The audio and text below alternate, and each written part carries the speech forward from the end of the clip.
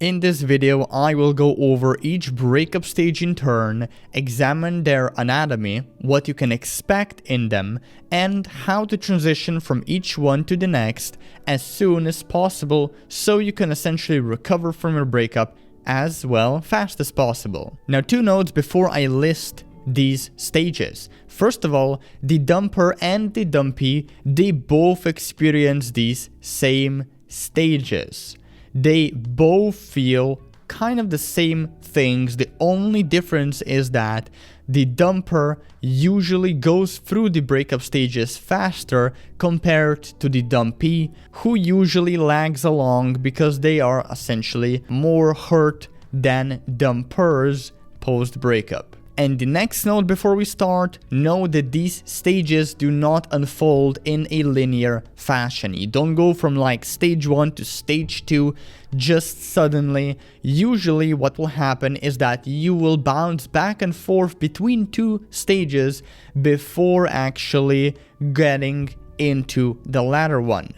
Also, a lot of people, they will not go through this sequence as I presented. Some people, after their breakup, they're gonna end up in stage number 3. Some people, they're already going to reach the final acceptance stage. So what I'm basically saying is that the pattern I will share with you about these breakup stages, it just does not apply to everyone. There are always exceptions. This is just like a general guideline on what you can expect. So breakup stage number 1, shock, disbelief, denial. As the name implies, in this stage, your mind will be festered with thoughts like, is this really happening? My ex probably didn't mean it. You're essentially going to be bullshitting yourself and try to either deny the situation or make yourself not believe it's actually happening. Now, the best way to overcome the stage, do not suppress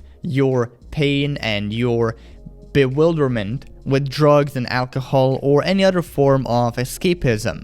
Instead, focus on simple self-care rituals. Focus on talking with people that you can open up to, that are supportive and will actually listen and give valuable advice. And consider hiring a therapist or some sort of a relationship coach to help you out with your whole experience in general. Breakup stage number 2 is rumination. This is the stage where you will be overthinking the breakup, obsessively thinking about your ex, your old relationship, how it could have gone, how it could have unfolded, what mistakes you've made, and all that kind of stuff that only hinders your recovery in the long term.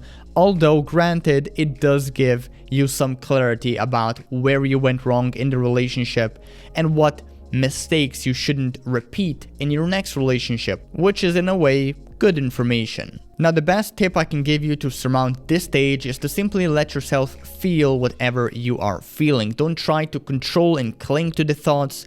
Don't try to distract yourself. Like, the more you will resist your rumination and your self-talk, often negative self-talk and self-critique, usually the more these things will expand. There are certain approaches, therapy approaches that you can take that actually go against this philosophy.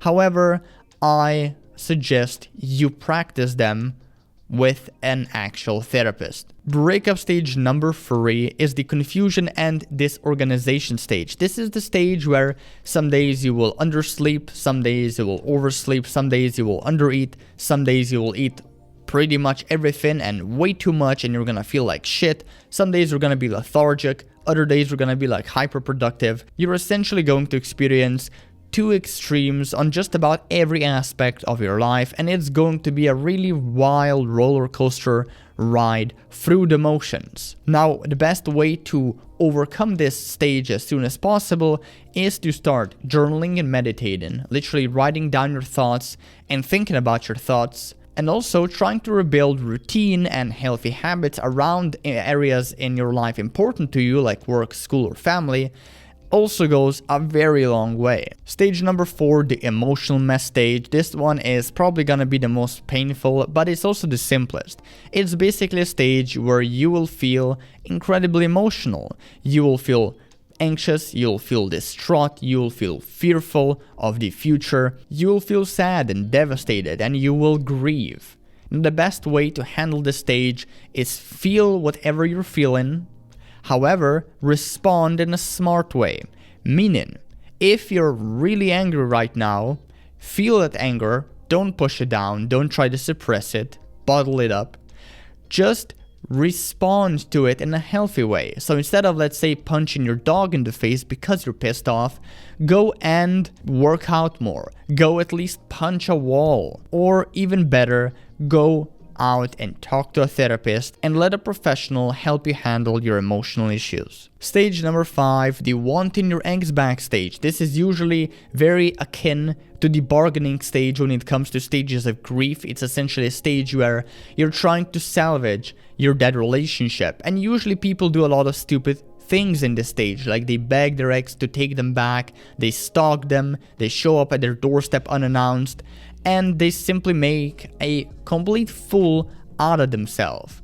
Now, the best way to surmount this stage is to simply go no contact, which is essentially kind of like a mindset, a tool for you to leverage where you don't contact your ex anymore. That is, if that's possible. If you have kids together, some shared responsibilities, maybe you work together, in those cases, yes, communicate with them, interact with them, because I think it's quite vital, quite important. However, if none of that is the case, you should really just cut your ex out of your life.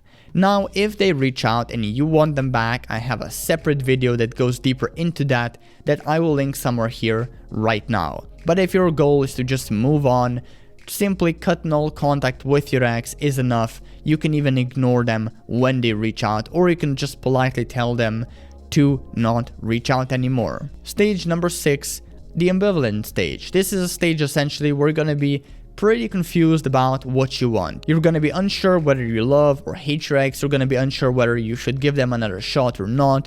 You're gonna be unsure about what to do with your life. Now, sometimes you can expect when these notions are gonna happen. Other times they're very random and they just like grab a hold of you randomly and you just don't know what hits you. Sometimes you're gonna be able to overcome them quite easily. Other times it's gonna be very difficult. This is just the name of the game. It's the nature of this breakup stage, the ambivalent stage. The best way to handle it is to simply not force yourself to lean one way or the other. Just go through the motions, just go through all the emotional turbulence that comes your way, because the fact is, emotions are fleeting. You are not going to be confused or angry or whatever forever. Therefore, it's best if you just wait out the storm, let it pass, and then resume your day-to-day life. Stage number 7, acceptance. This is the final stage of a breakup, in which case a few things happen. You feel little to no negative emotions around your breakup. You start to feel at peace. You forgive your ex for what they've done. You forgive yourself for what you've done. You can accept the breakup and all the bullshit tied around it, and you're looking forward again. You're actually plopping goals on your map of life. You are trying to achieve something, you're trying to pursue them, and you're not so focused on the past anymore. Basically, the life you once had, the relationship you once had. Now, there is also stage 8, which is uncoupling or disengagement, or some call it the meaning stage, and a lot of people don't really refer to this period as a stage at all. However, I think it's still worth noting. This is essentially a stage characterized best by a feeling where you still love your ex, you want all the best for them, you wish them the best, yet you are very much focused on finding someone new, on building new meaning, hence the name, in your life, and making the best of it. Now, meaning is relative and personal. Some find it sooner after their breakup, maybe in a few weeks. Some find it maybe in a few months or even years. And it essentially relates to something that a person cares about that's usually more important